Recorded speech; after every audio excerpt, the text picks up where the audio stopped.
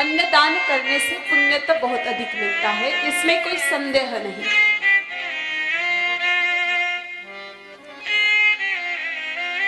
एक प्राचीन कथा है मेरे भाई बहनों, भविष्य पुराण में इस कथा का हमें संदर्भ मिलता है। एक बार एक श्वेत नाम के राजा थे, बड़े ही धर्मात्मा राजा थे, चक्रवर्ती सम्राट थे, एक क्षत्रिय शासन था, बड़े दयालु थे, ऋषियों का संतों का सम्मान करते थे, यज्ञ हवन कराते थे, बहुत पुण्यात्मा राजा थे। जब मेरे भाई बहनों राजा की मृत्यु हुई, राजा को लेने के लिए वैकुंठ से विमान आया। राजा उस विमान में बैठ करके गए। वहां पर अप्सराएं राजा की सेवा के लिए खड़ी थी, गंधर्व गायन करके राजा का स्वागत कर रहे थे। वैकुंठ में राजा का बड़ा बोलबाला था।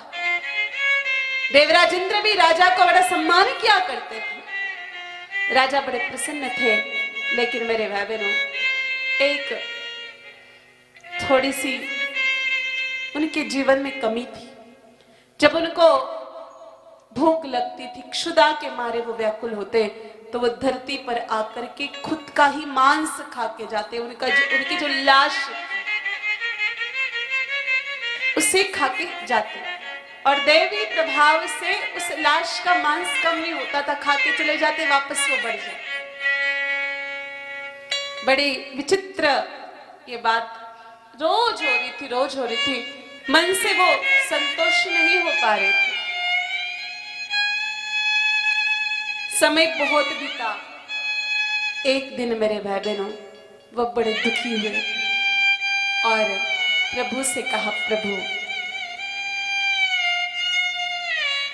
सब कुछ ठीक है, मुझे वैकुंठ में स्वर्ग में इतना वैभव मिला, इतना सम्मान मिला, लेकिन मेरी क्षुधा शांत नहीं हो रही है।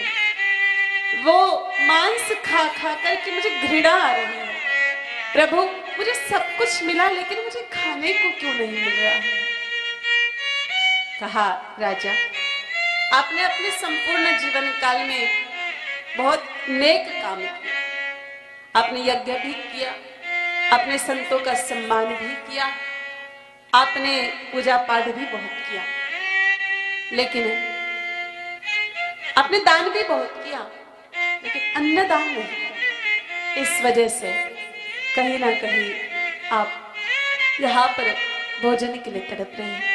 आप अभी जाएं, धरती पर अगस्त ऋषि है, उनको प्रेम से भोग लगाए, पश्चात हरि का ध्यान करें और आपकी क्षुधा से मुक्त हो जाओगे। राजा धरती पर पधारे मेरे भाई बहनों, अगस्त ऋषि की शरण ली, प्रणाम किया, उन्हें प्रेम से भोग लगाया, और पश्चात फिर राजा का जो मांस खाने का सिलसिला था स्वयं का, वो खत्म हुआ और राजा की क्षुधा हमेशा हमेशा के लिए खत्म हो गई।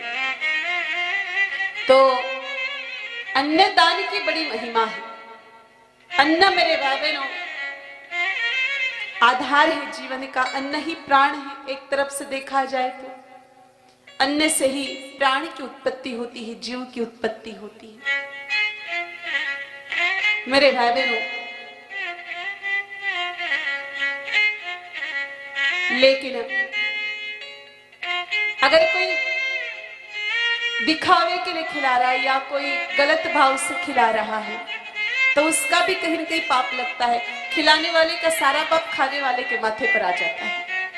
परंतु अगर कोई निर्मल मन से खिला रहा है, अच्छे मन से अन्नदान कर रहा है, तो जिनको वो खिला रहा है, भविष्य पुराण में लिखा गया है कि जिसको वो जिमा रहा है उसका पुण्य भी मेरे भाई, उसका सिंचित पुण्य भी खिलाने वाले को प्राप्त होता है।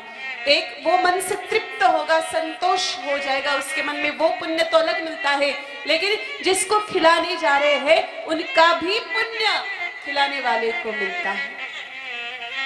इसलिए जब भी हमें अवसर मिले हमें चूकना नहीं चाहिए मेरे भाई बहनों, हमसे जितना हो सके। और अभी जो ये विकट परिस्थितियां हैं हमारे देश में, बहुत सारे लोग भूख प्यास के मारे तड़प रहे हैं। कोरोना काल में वैसे भी बहुत सारे भक्तों ने अन्नदान किया, अन्नकूट चलाया, पर फिर भी जितना हमसे हो सके हम ये प्रयास करें कि हमारे घर से कोई भी भूखा नहीं जाना चाहिए। हम अगर 2 रोटी खा रहे तो 1 रोटी निकाल के दे। परमात्मा ने इतना मेरे भाई बहनों हमें असमर्थशाली तो बनाया नहीं है, हमारी अच्छी क्षमता है। भाई 2 रोटी खाते हैं, सुबह तो आधी रोटी भी निकाले, लेकिन किसी को हमारे घर से भूखा नहीं भेजना चाहिए। भूखा व्यक्ति जाता है तो मेरे भाई बहनों पता नहीं कितना पाप हमें लगता है, या हमारे घर पर कभी भगवान याचक बन के आ जाए किस स्वरूप में हम ये समझ नहीं पाते। क्योंकि प्रत्येक व्यक्ति के दहलीज पर भगवान जीवन में एक ना एक बार तो जरूर आते हैं, चाहे वो पापी हो या पुण्यात्मा हो। भगवान किस स्वरूप में आ जाए यह हम नहीं कह सकते। तो नरसिंह जी बिल्कुल निर्धन है,